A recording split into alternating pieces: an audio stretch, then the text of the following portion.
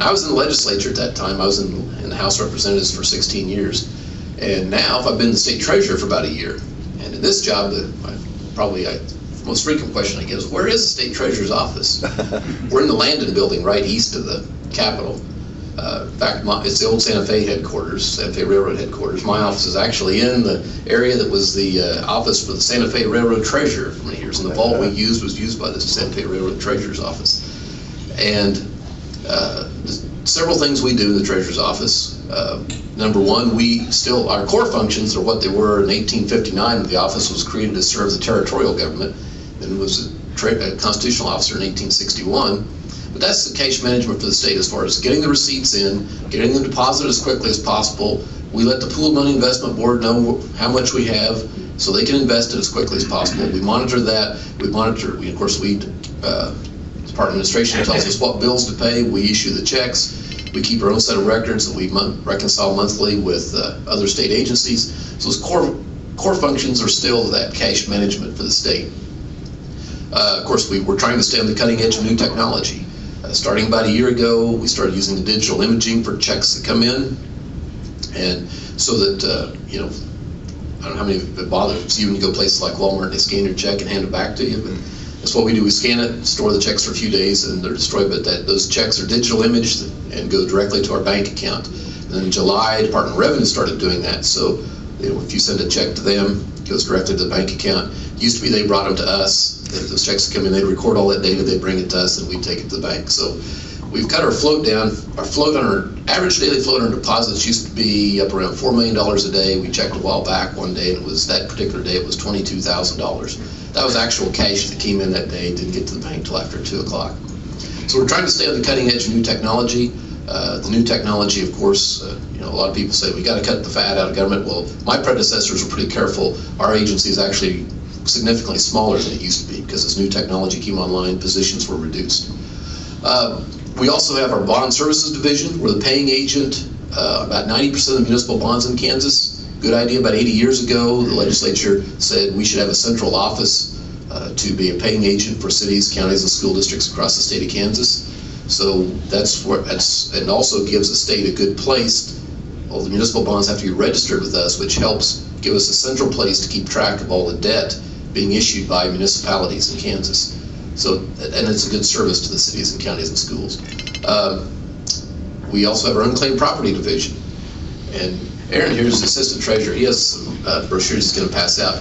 We have about $200 million of unclaimed property in the state of Kansas that we are of which we are the custodians. So we're starting the 31st year of the program, and the biggest challenge we have is convincing people that it's worthwhile to check. And of course, once we get people started, they like it, because you can go online, kansascash.com, where you can call the 800 number. Our folks are real nice.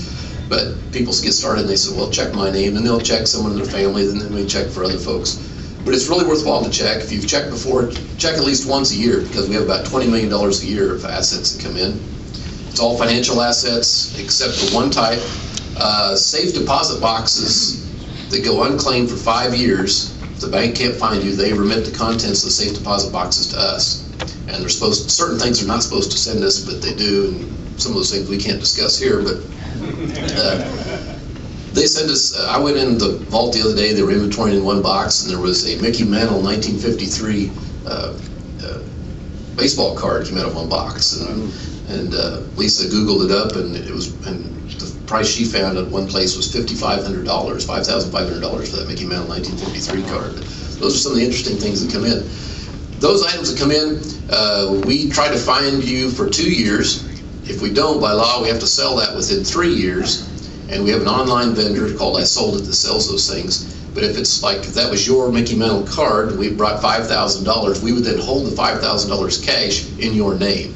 We can't fill up our vaults with all these items, so we sell that, then we hold the cash in your name.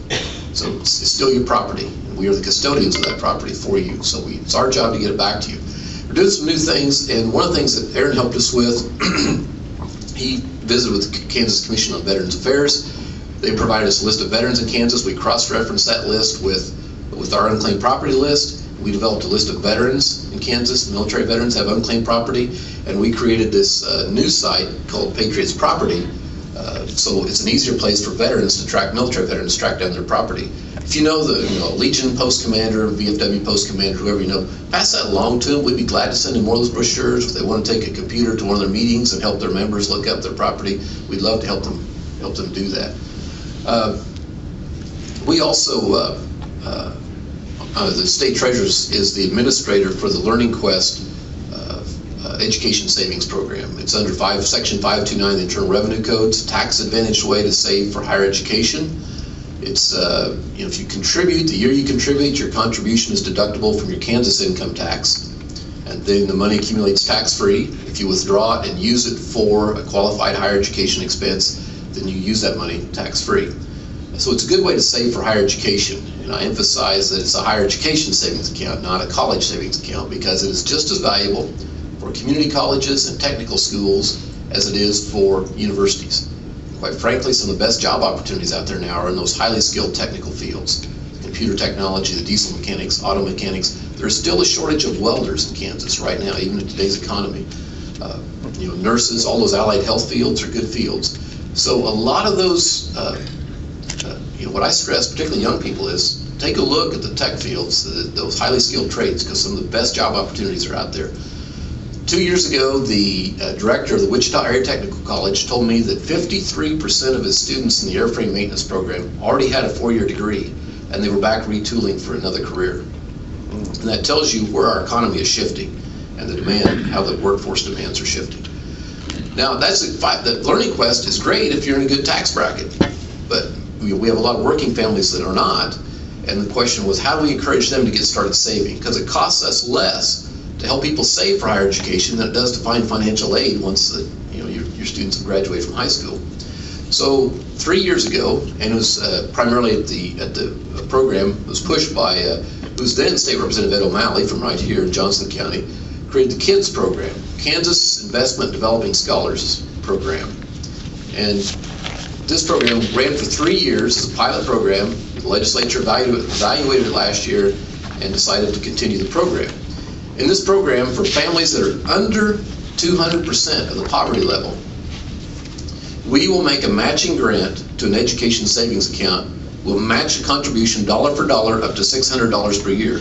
So if that family will contribute $1, or will contribute $100, we'll contribute $100. And we match that contribution up to $600 per year.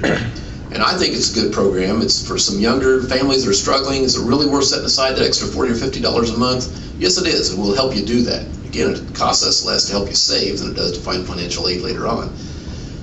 And it's an incentive. Now, we have no money to publicize this program, so we talk about it. I talk about it wherever I go. If you can help us network, if you know people this would help, please pass it along to them. If you know school administrators or people in other organizations, some of you are in the insurance industry, you'll have clients that might benefit from this. Pass that along to them. Help us pass the word. Another reason I like this program is the first year I was in the legislature, one of the issues we dealt with was welfare reform. And we learned over the years, there are people who need our help from time to time, but be sure when we help them, our incentives are correct. Be sure the incentives are correct. And be sure we always encourage work, hard work, and investment. And that's what this program does. It says, if you're willing to work hard and invest in education, we want to help you do that. And that's pretty much a time-honored means for getting ahead in Kansas. Those are traditional Kansas values. So that's one reason I like that program. Like I said, if you can help us spread the word, that's good. We have one person on our staff who's half-time devoted to financial literacy education. And that program was probably a little undervalued up until about 1.5 years ago, and now there's a lot more interest in that field. And Kansas credit unions are our biggest partner on that. Kansas banks help us with some programs, but she does some programs where she goes directly to schools, works with junior high students, networks a lot with other financial literacy organizations in the state.